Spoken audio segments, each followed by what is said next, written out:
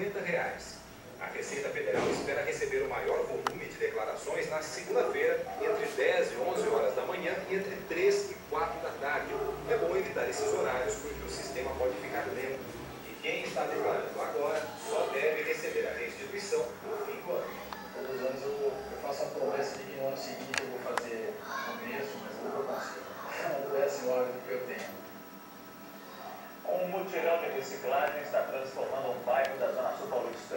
Com a ajuda de artistas espanhóis, os moradores fizeram brinquedos a partir de pneus velhos.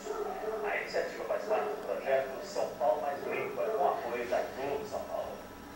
Até bem pouco tempo, pelas ruas e becos do Jardim Miriam, em São Paulo, só existiam duas ideias sobre o lixo.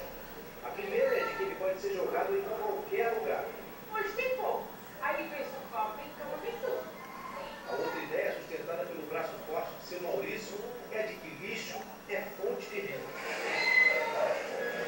Foi quando surgiu aqui no Jardim Miriam uma terceira ideia revolucionária sobre o lixo. A de que, na verdade, lixo não existe e que tudo pode ser reaproveitado em benefício da própria